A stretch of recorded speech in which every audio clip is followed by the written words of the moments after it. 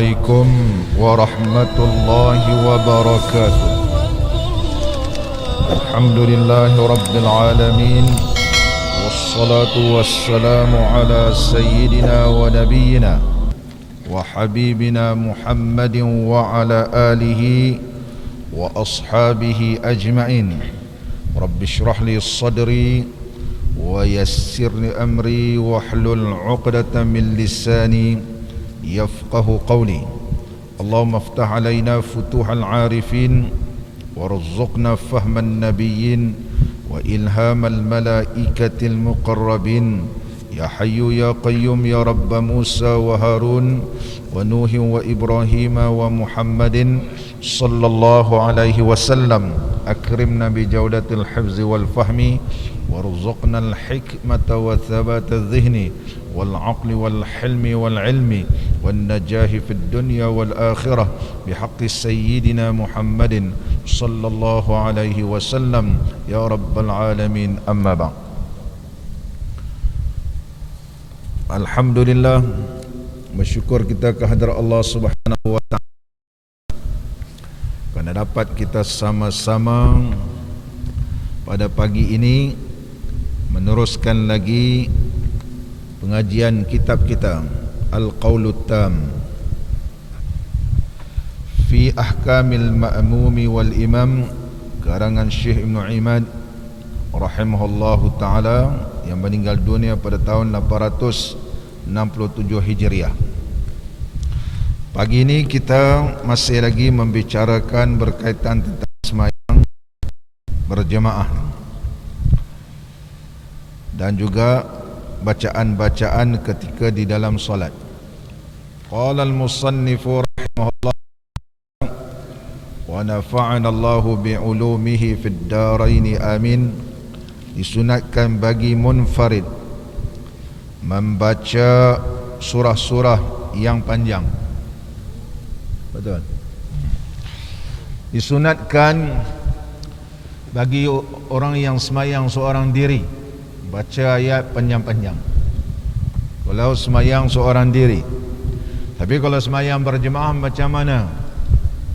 Adakah boleh imam baca panjang-panjang sampai 100 ayat, 200, 120, 130 dan seumpamanya? Boleh ke tak boleh? Syekh kita menyebut disunatkan bagi munfarid, disunatkan bagi sembahyang seorang diri, bahawa ia membaca pada surah-surah yang panjang dan surah-surah yang sederhana, dan membaca semua zikir-zikir dalam rakaat dan sujud dan lain-lain lagi.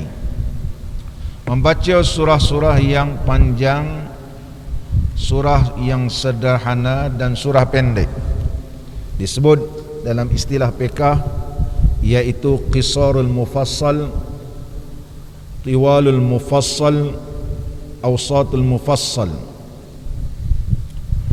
Apakah yang dimaksudkan surah yang panjang? Surah yang panjang, surah yang panjang ni tempat berhenti dia jauh. Satu bermula pada pangkal ayat sampai hujung dia panjang. Itu nama dia tiwal mufassal. Tiwal mufassal bermula pada suratul Hujurat sehingga suratul Naba disebut sebagai tiwalul mufassal. Daripada suratul Hujurat sehingga suratul Naba dinamakan tiwal mufassal. Adapun pertengahan mufassal ni di antara surah Naba sehingga surah Wad-Duha, suratul Duha. Jadi kalau seorang imam itu membaca di antara suratul Hujurat sehingga suratul Naba ni, antara surah-surah itu dikira sebagai tiwal mufassal juga. Jadi dikirakan tiwal mufassal. Kalau membaca di antara suratul Naba, baca amma yatasaalun sehinggalah surah Duha, ini adalah pertengahan permulaan ayat dengan akhirnya. Nak kata panjang pun tidak, nak kata pendek pun tidak, jadi sederhana. Disebut sebagai awsatul mufassal. Ayat Qisar al-Mufassal pendek-pendek ni bermula daripada surah Ad-Duha sehinggalah Qul a'udzu birabbin nas. Nama dia Qisar al-Mufassal. Jadi kalau contohnya imam ni membaca Wad-Duha ke bawah ni ke pendek-pendek ayat. Tapi kalau baca surah Al-Baqarah memang panjanglah surah Al-Baqarah. Kesimpulannya di antara permulaan ayat sehingga akhirnya dia panjang, nama dia Tiwal Mufassal. Di antara permulaan ayat dengan akhirnya pertengahan, nama dia Awsatul Mufassal. Di antara permulaan ayat sehingga akhir pendek dia, nama dia Qisarul Mufassal. Jadi kalau dia jadi makmum baca surah panjang-panjang tak apa.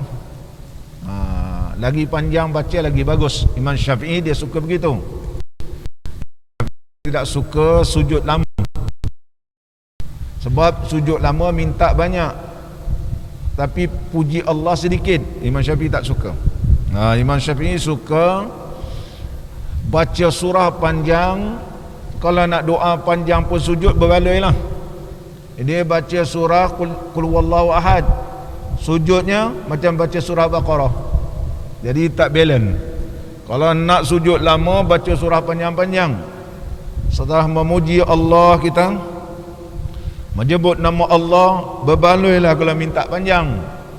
Tapi kalau baca setakat Qul ya ayyuhal kafirun, dia punya doa minta dia panjang, tak baloi, dia kata tak balance. Oleh sebab itu Imam Syafi'i, aku lebih suka membaca surah yang panjang-panjang kerana ayat ini ialah ayat Allah. Memuji Allah, membaca ayat-ayat Allah besar pahala dia. Bila kita puji Allah, kita menyebut nama Allah, kita membaca ayat-ayat Allah ni, maka Allah pandang rahmat dan Allah pandang dengan pandang keredaannya. Jadi apa kita minta dalam sembahyang, insya-Allah makbul. Ya, insya-Allah makbul. Seterusnya dalam kitab kita ni menyebut, kalau sembahyang seorang diri, baca semua dalam bacaan dalam sembahyang ni baca penuh. Baca yang penuh. Meninggalkan sunat-sunat dalam semayang yang biasa dilakukan oleh Nabi SAW hukumnya makruh. Oleh sebab itu dalam kitab Al-Fiqhul Manhaji, Syekh Mustafa Bora memberikan satu kaedah, tiap-tiap sunat dalam semayang ditinggalkan hukumnya makruh. Sunat macam mana? Sunat yang biasa dilakukan oleh Nabi SAW. Nama dia muakkad. Jangan sebut sunat muakkad ni kita terfaham qabliyah ba'diyah. Ada orang faham gitu, dia tak faham istilah ilmu fiqh. Sunat muakkadah, sunnatul muakkadah ialah sunat yang biasa dilakukan oleh Nabi sallallahu alaihi wasallam. Dalam ilmu usul fiqh menyebut ma wazaban Nabi sallallahu alaihi wasallam, ma wazabahan Nabi sallallahu alaihi wasallam muwazabatan lam yatruku illa li uzrin. Sesuatu amalan yang dilakukan oleh Nabi SAW berterusan dan Nabi SAW tak meninggalkan kecuali keuzuran. Nama dia sunnah muakkadah. Contohnya membaca doa iftitah. Nabi SAW baca doa iftitah. Doa iftitah sama ada semayang sunat, semayang fardu baca. Jadi bila tinggalkan membaca doa iftitah ni jadi makruh lah. Sebab itu adalah perbuatan yang dilakukan oleh Nabi sallallahu alaihi wasallam. Sehingga para sahabat bertanya kepada Nabi sallallahu alaihi wasallam selepas takbiratul ihram tadi, diam sebentar sehingga kami nampak pergerakan ni, sehingga nampak nyagut dia bergerak-gerak. Apakah engkau baca wahai Rasulullah sallallahu alaihi wasallam? Nabi pun ajar baca doa iftitah. Mana doa iftitah ini ada bacaan yang biasa dilakukan oleh Nabi sallallahu alaihi wasallam. Itu kayu ukurnya. Kena faham dalam ilmu istilah Islam fiqh ni. Ada orang tak faham istilah fiqh. Bila dia tak faham istilah fiqh dan tidak faham istilah-istilah dalam usul fiqh, jadi kekeliruan dalam memahami nas-nas dalam kitab fiqh. Meninggalkan sunat yang biasa dilakukan oleh Nabi sallallahu alaihi wasallam hukumnya makruh. Hukumnya adalah makruh. Oleh sebab itu Syekh Mustafa Bora sebut dalam kitab ni Al-Fiqh Manhaji dalam bab Al-Karahah, dia bagi satu kaedah meninggalkan segala sunat di dalam solat yang dilakukan oleh Nabi sallallahu alaihi wasallam tanpa ada sebab keuzuran, hukumnya makruh. Hukumnya makruh. Kakak-kakak dan makcik-makcik contohnya, kalau semayang fardu zuhur, semayang fardu zuhur berjemaah, meninggalkan baca surah, hukumnya apa? Makruh. Terdapat segelintir orang kita Melayu ni, bila semayang berjemaah, semayang zuhur dan semayang asar, dia baca surah Fatihah je. Makmum ni baca surah Fatihah je, dah tu dia diam je, dia tunggu imam bila nak rukuk. Perbuatan ini adalah makruh, sebab membaca surah pada rakaat pertama dan kedua adalah sunat, dan Nabi SAW sentiasa buat benda ni. Bila kita tinggalkan, hukumnya makruh. Tak kiralah kita jadi makmum. Tetapi apabila kita jadi makmum, imam baca surah, kita tak payahlah baca apa surah, sebab kita dengar imam baca surah, wa idza quri'al qur'anu fastami'u lahu wa ansitu la'allakum turhamun. Apabila dibacakan ayat Quran, maka naklah kamu dengar dan diam, mudah-mudahan kamu diberi rahmat oleh Allah Ta'ala. Itu apabila surah itu dapat didengar. Tapi kalaulah hujan lebat, contohlah masjid ni, pada pagi ni kita sembahyang, tak dengar surah yang dibaca oleh imam, maka kembali balik hukum sunat itu kepada kita membacanya. Inilah hukum. Kita kena tahu istilah-istilah di dalam ilmu fiqh dalam memahami kitab-kitab fiqh. Apa itu makruh, apa itu khilaful aula, apa itu sunat muakkadah, apa itu sunat ghairu muakkadah. Ini semua dibahaskan dalam ilmu usulul fiqh, dibahaskan dalam ilmu usul fiqh. Sama balik kitab kita. Dan berkata pengarang kitab At-Tatimmah, kitab ni nama penuhnya adalah Tatimmatul Ibanah, nama dia. Kitab Tatimmatul Ibanah adalah dikarang oleh seorang ulama yang terkenal, iaitu Al-Imam Naisaburi rahimahullahu ta'ala. Al-Imam Naisaburi rahimahullahu ta'ala adalah seorang ulama yang alim, meninggal dunia pada tahun 478 Hijriah, dan beliau mengajar di Madrasah An-Nizamiyah di Baghdad. Nama kitab beliau yang paling masyhur ialah Tatimmul Ibanah. Jadi bila sebut At-Tatimmah ini, orang baca kitab fiqh sudah tasawur, tergambar karangan ialah Al-Imam Naisaburi.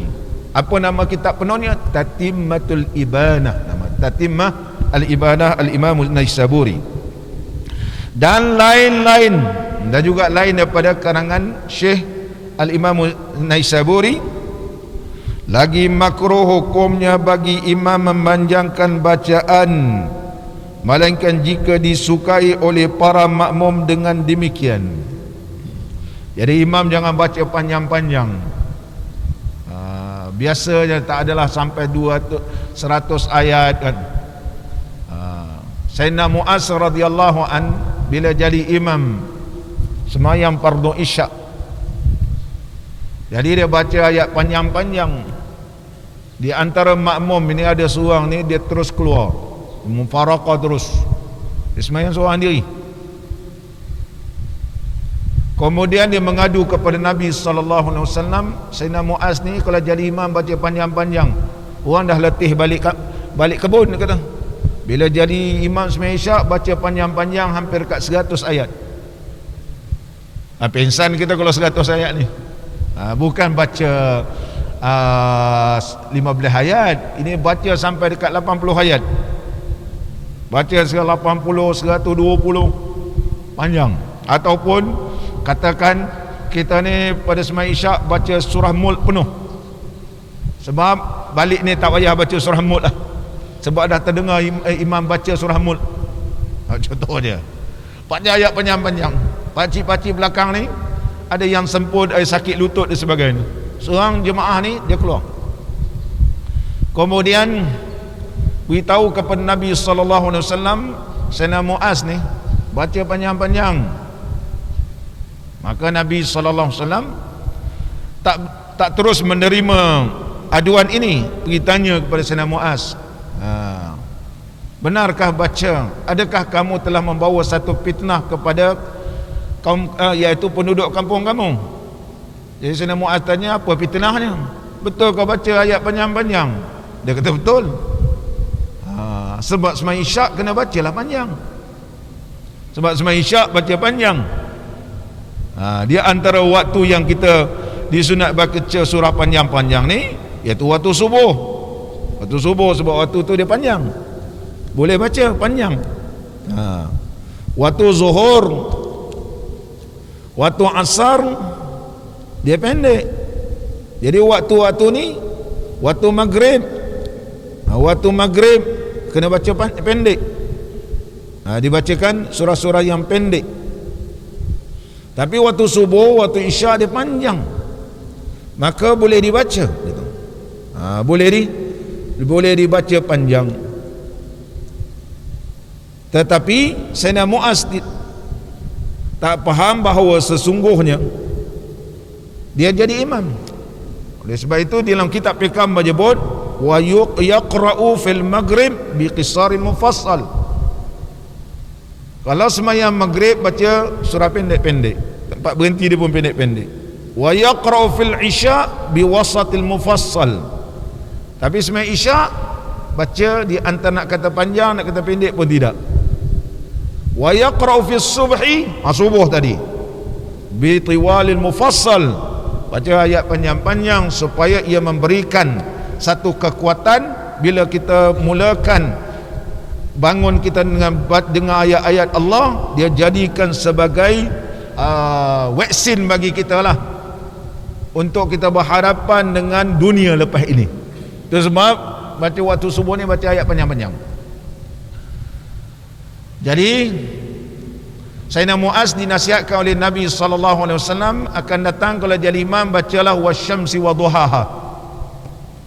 Tu nak kata panjang tidak, nak kata pendek tidak, iaitu pertengahan, wal laili, dan rakaat yang kedua, ataupun di antara surah yang lebih kurang sama, nak kata panjang pun tidak, nak kata pendek pun tidak. Jadi berdasarkan hadis Nabi SAW, walaupun terdapat seorang yang tak setuju, seorang saja, seorang, maka Nabi SAW suruh Sayyidina Muaz baca jangan panjang.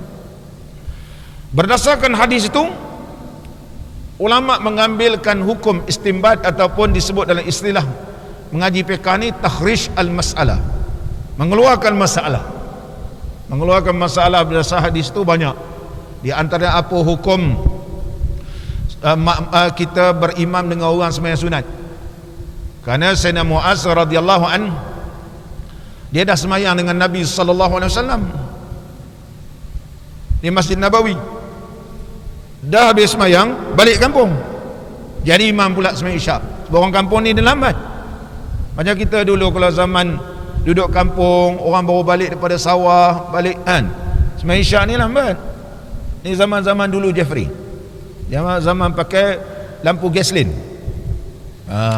Lampu gasolin zaman tu. Ni zaman-zaman kita TV, radio pun kena ada lesen. Betul tak? Sekarang tak ada lesen dah. Kalau dah mati lesen TV, radio ni dah takut.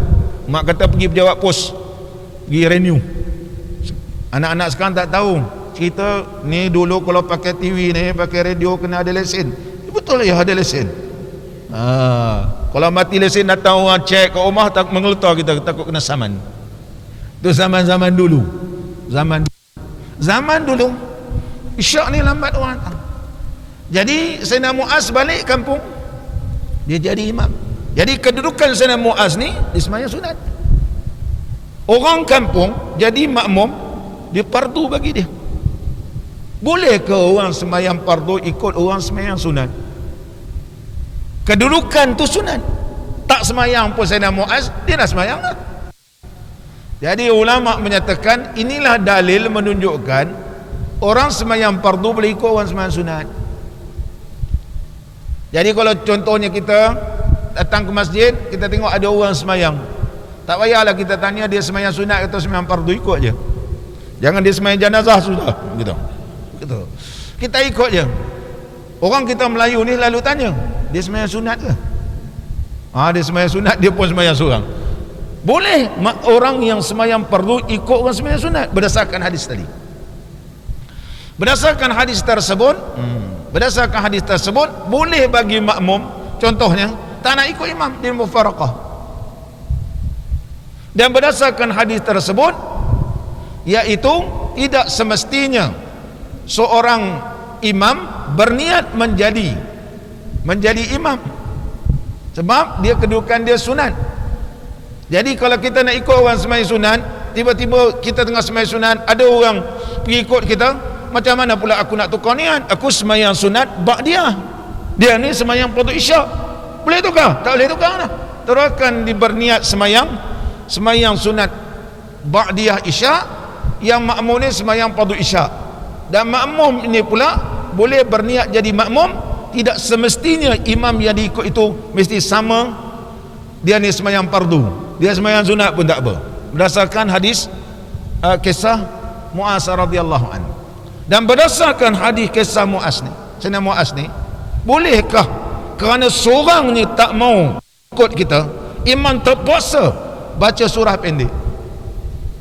Ini dibahaskan begitu panjang, tapi pengarang kitab kita ni membawa beberapa riwayat sahaja ataupun pandangan ulama kita mazhab Imam Syafi'i. Cuba kita tengok dalam kitab kita.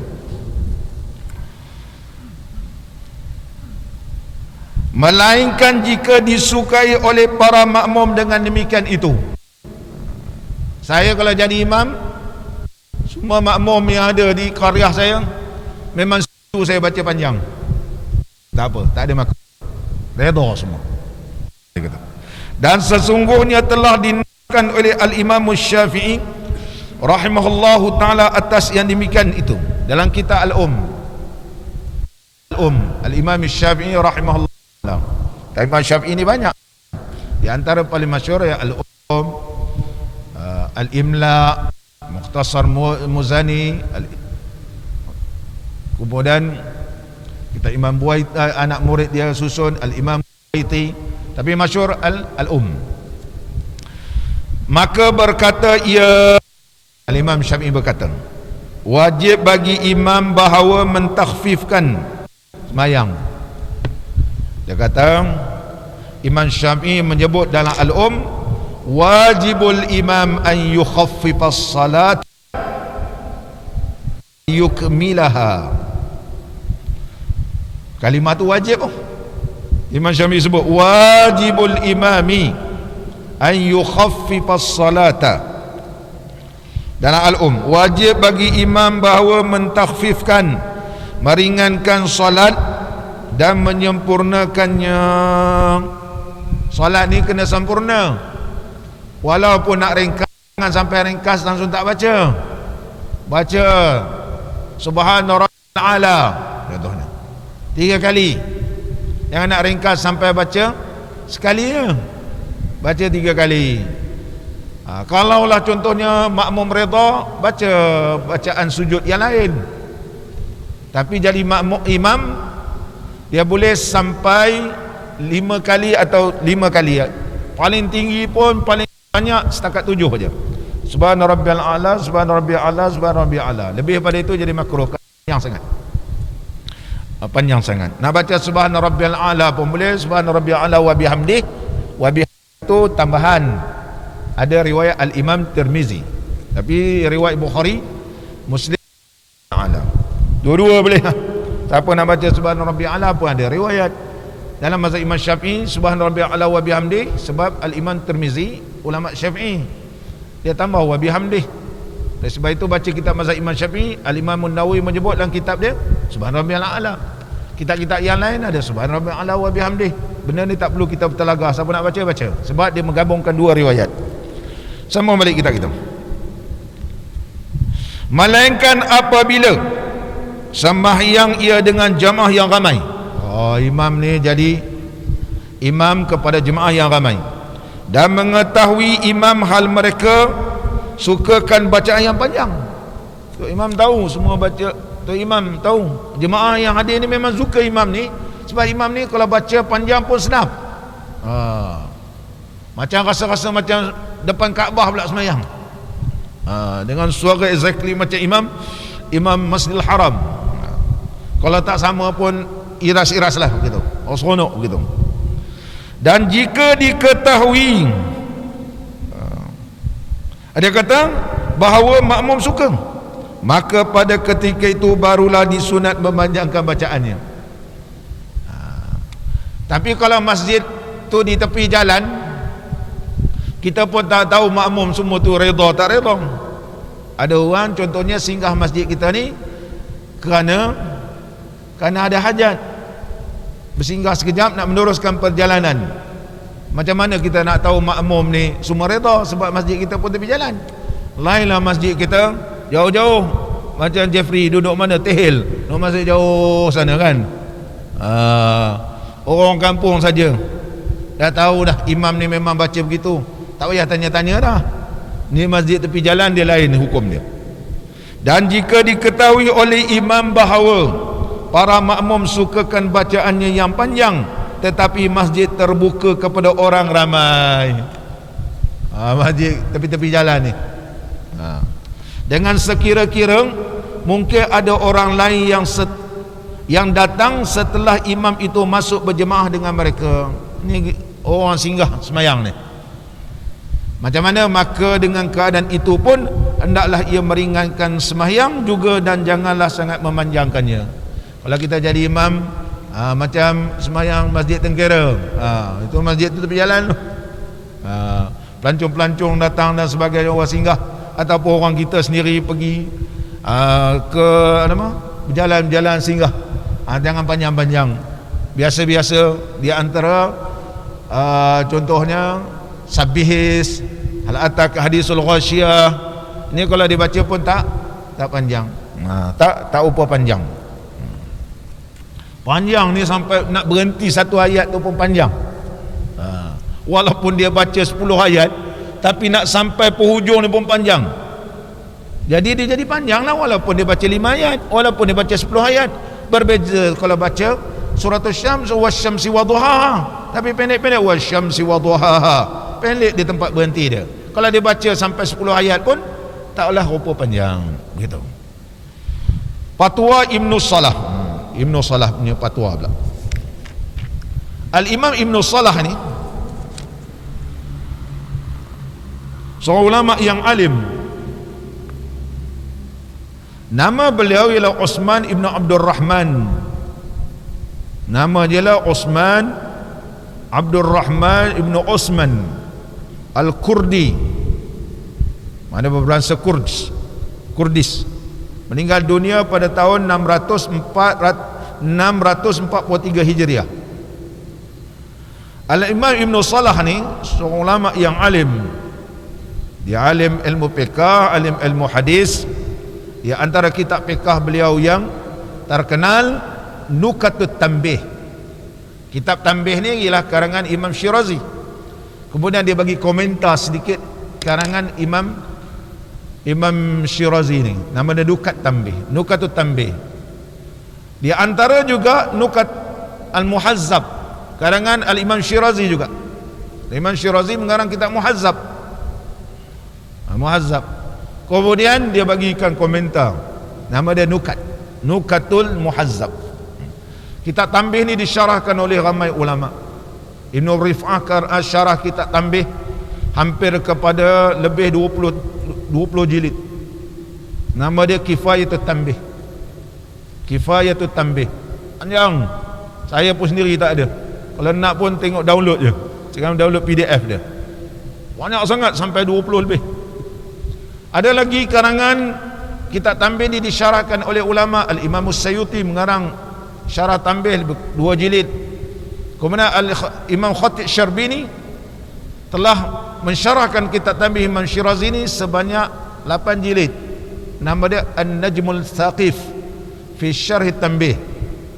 Al-Imam Khatib Syarbini lepas syarah kitab Tanbih, maka anak murid ni kawan-kawan minta dia syarahkan kitab Imam Nawawi, nama dia Minhajut Talibin. Dia kata dia tak mampu nak syarah sebab kita ni kitab besar. Dia pergi ke Mekah, pergi Madinah, semayang dekat Raudah, berhampiran dengan makam Nabi SAW, betul-betul dekat makam. berdoa kepada Allah Ta'ala supaya Allah lapangkan dada dia. Maka dia semayang dekat maqam Nabi SAW. Selepas semayang 2 rakaat, minta Allah terangkan hati, nak syarahkan kitab Imam Nawawi ni. Maka selepas semayang 2 rakaat, seolah-olah terpancar nur di dadanya, diterangkan oleh Allah. Balik ke Mesir, mula mengarang kitab. Maka kitabnya yang terkenal Mughni Muhtaj. Mughni Muhtaj mayang dekat maqam Nabi SAW. Tak syirik, tak syirik. Begitu juga nak mengarang kitab Iqna. Syekh Khatib Syarbini nak mengarang kitab Iqna, maka dia pergilah masjid Al-Imam Syafi'i, semayang 2 rakaat sana dekat maqam Imam Syafi'i, supaya kitab Iqna ni betul-betul bertepatan mazhab Imam Syafi'i. Maka Allah telah menerangkan hatinya, mula mengarang kitab, nama dia Iqna. Anak-anak kita yang ambil STAM mengaji kitab Iqna, tapi Iqna yang anak-anak kita kat STAM ni diringkaskan Iqna, bukan Iqna yang asal tu.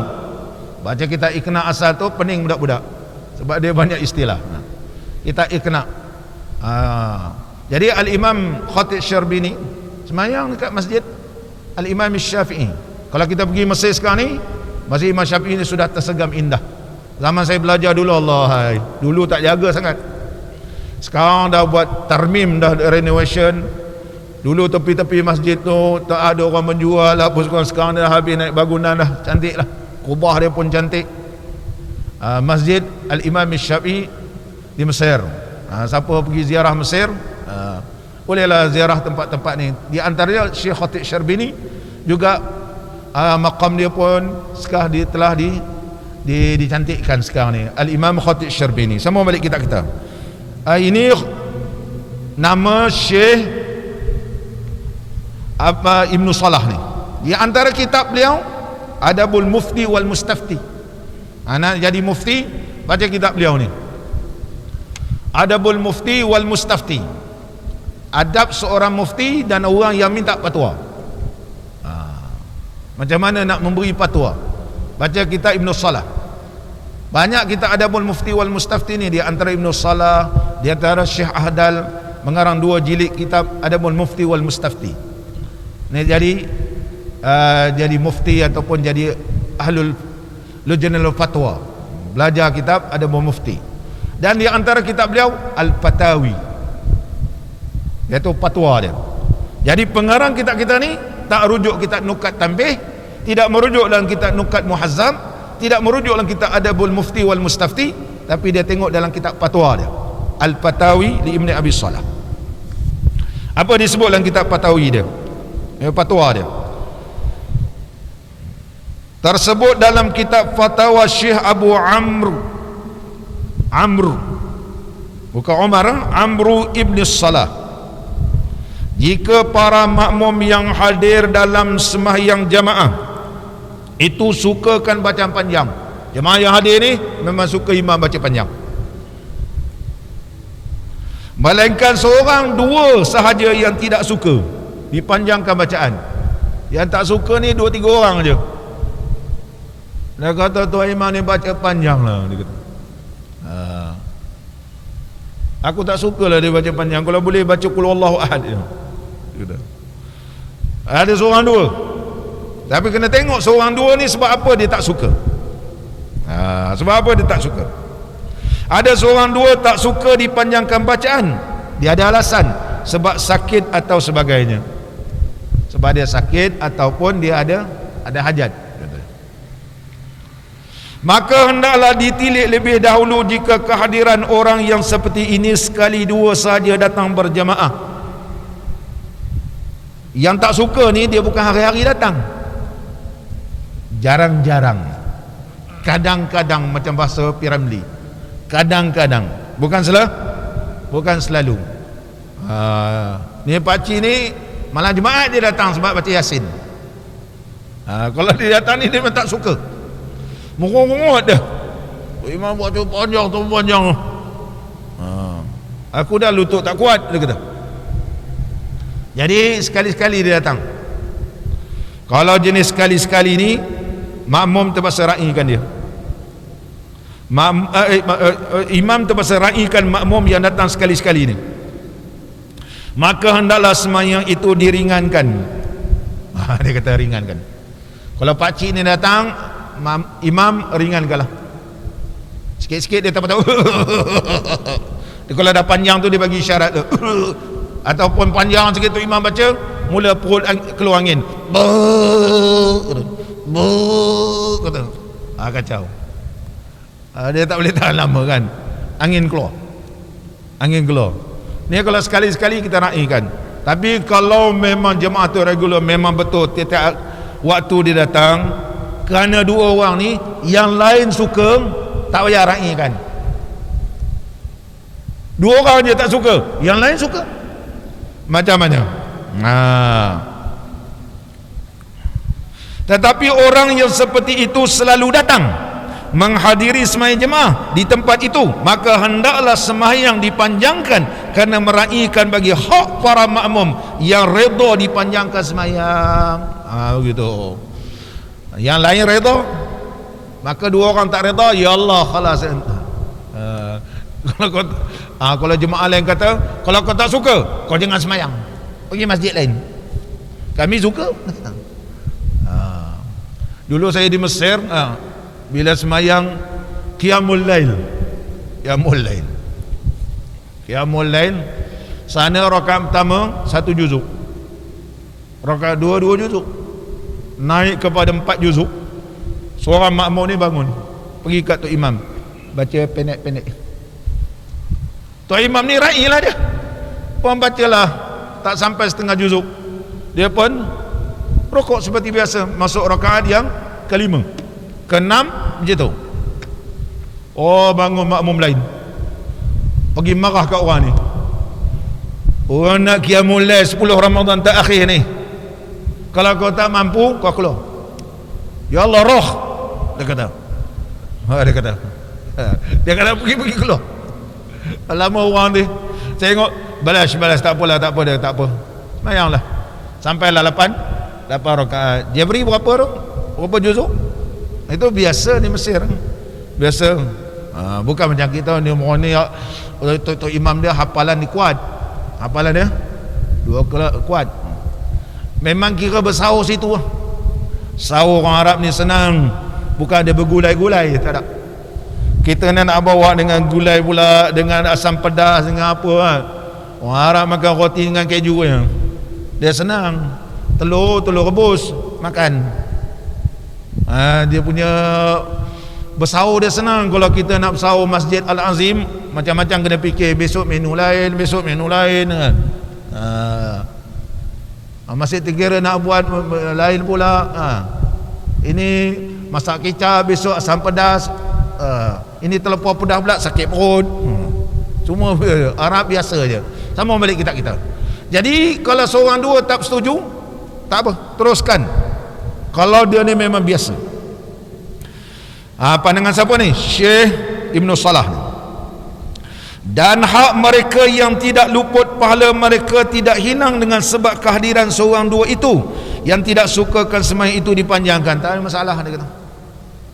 Macam mana hukum tak makruh, kata imam ni? Tak makruh kerana seorang dua yang biasa datang.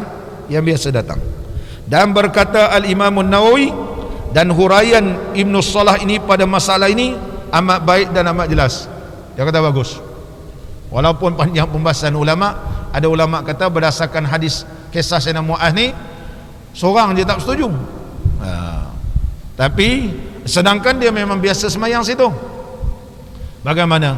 Oleh sebab itu dia penjelasan panjang. Jadi Ibn Salah cuba rungkaikan permasalahan sebagai yang berlaku dan memahami hadis kisah Sayyidina Muaz radhiyallahu anhu. Dia keluarkan masalah. Kalau macam ni, kalau macam ni. Itu faqih. Seorang yang faqih al-Imam Ibn Salah. Dan seterusnya lagi, disunatkan bagi imam menunggu orang yang hendak masuk semayang di belakangnya. Boleh ke tok imam ni tunggu orang tengah semayang ni, dia terdengar ada orang di belakang, mana dia bagi isyarat, jangan rukuk dulu, aku nak takbiratul ihram. Kita dah ayat dah kat asal ujung dah. Jadi kita boleh tak, ataupun dah habis habis dah surah tapi dia orang bagi isyarat dia nak sembahyang berjemaah ni, bolehkah kita tunggu? Hukum asal tak boleh mengulang-ulangkan surah. Kita dah habis dah surah baca, boleh kita ulang surah tu boleh. Hukum asal adamu takrar surati fi rak'atain, tidak boleh kita ulangkan surah yang sama. Mana baca qul huwallah kita ulang qul huwallah balik, illa idza kana la yahfazu ghairaha, melainkan dia ni memang tak hafal yang lain. Tak hafal yang lain. Kalau kita jadi imam berulang qul huwallah tu kita ulang, sepatutnya dia pergi surah lain. Tapi kalau kita contoh baca tadi dah baca katakan wadduha, kita turun baca alam nashrah, ada tak apa. Kemudian wattin kita baca, orang baca inna anzalna kita turun gitu, tak jadi salah, itu tak jadi salah. Tapi kita ulang balik wadduha wadduha wadduha, hukumnya asal makruh.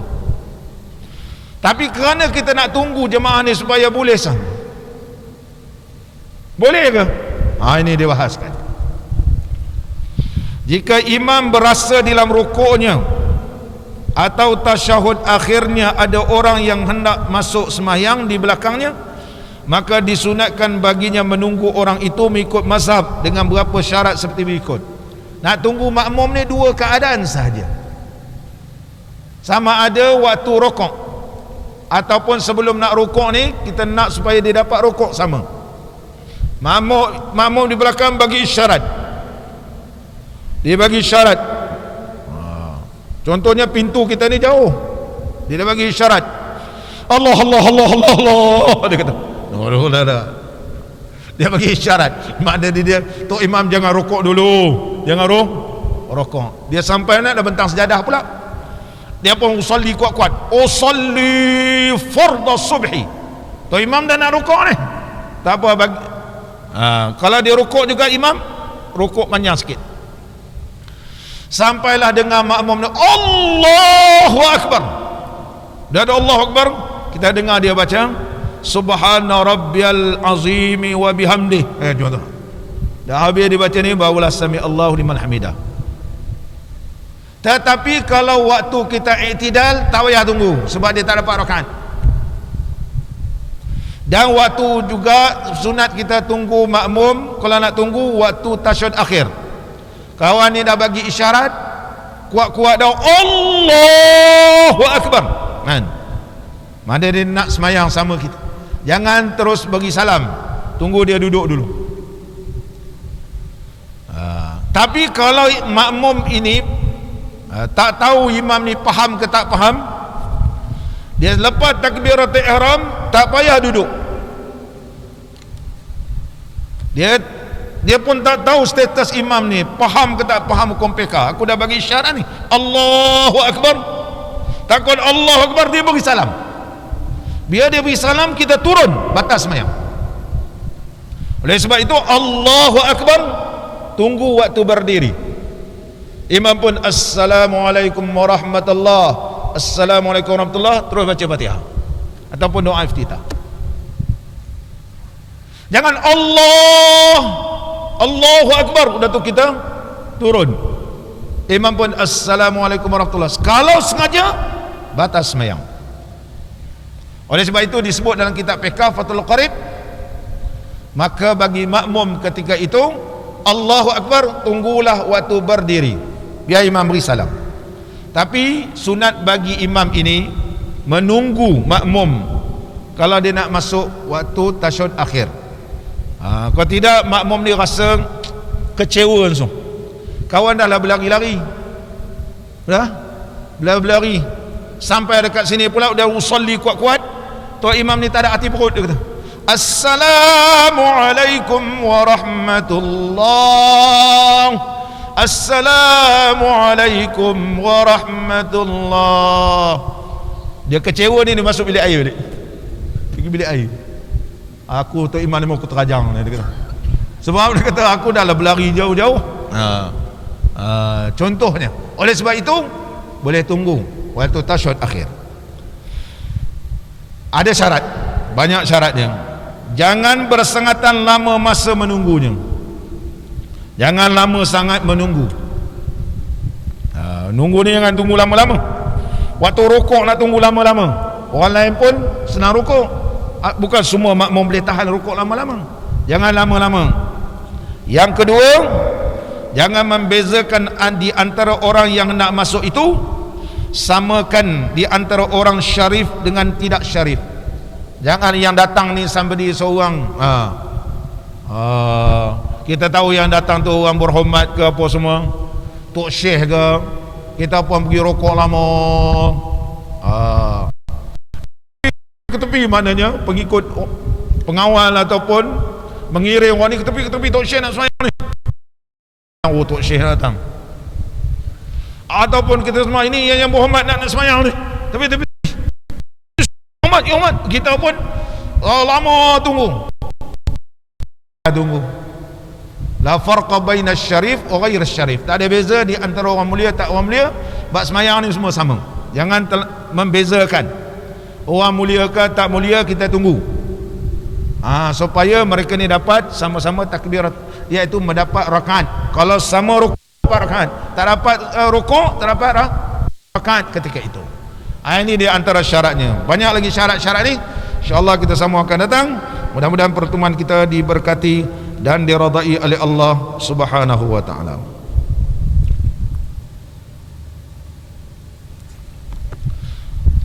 Allahumma salli ala Muhammad ya Rabbi salli alaihi wa sallim.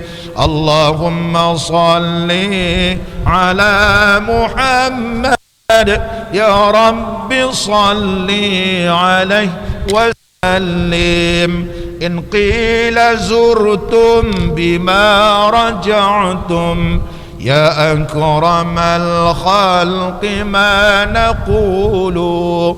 Allahumma salli ala Muhammad ya Rabbi salli alaihi wa sallim.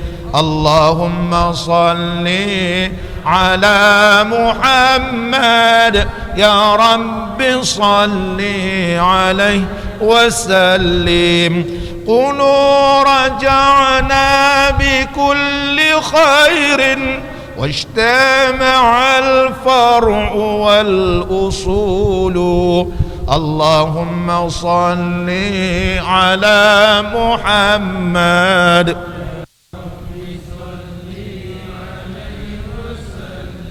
اللهم صل على محمد يا رب عليه وسلم. لولاك يا زينة الوجود ما طاب عيشي ولا وجودي.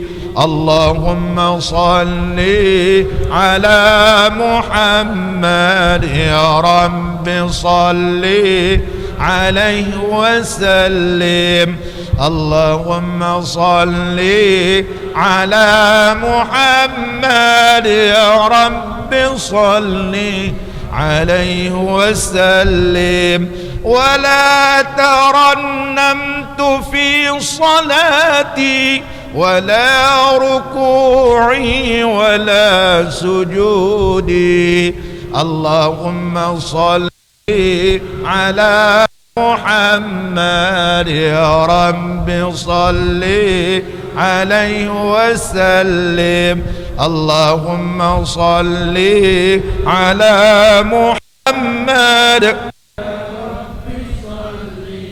عليه وسلم. أيا ليالي الرضا علينا عودي ليخضر منك عودي. اللهم صل على محمد يا رب صل. اللهم صل على محمد يا رب صل عليه وسلم. أدي علينا بكل خير بالمصطفى طيب الجدود. اللهم صل على محمد يا رب صل عليه وسلم. اللهم صل على محمد يا رب صل عليه وسلم. بالله صلني فداك روحي ذبت من الهجر والصدود. اللهم صل على محمد عليه وسلم. اللهم صل على محمد يا رب صل عليه وسلم. أنا الذي همت في هواكم يوما أراكم يكون عيدي. اللهم صل على محمد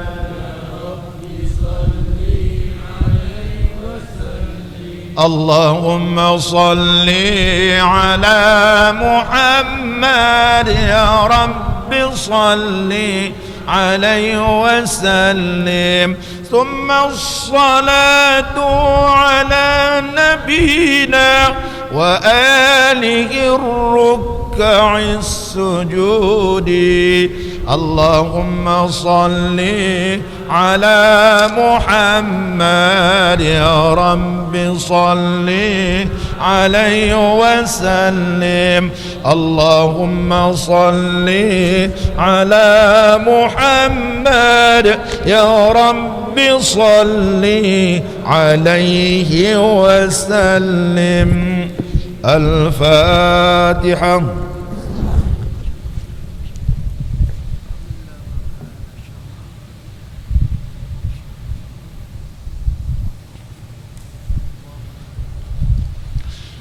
بسم الله الرحمن الرحيم. الحمد لله رب العالمين حمدا يوافي نعمه ويكافئ مزيده.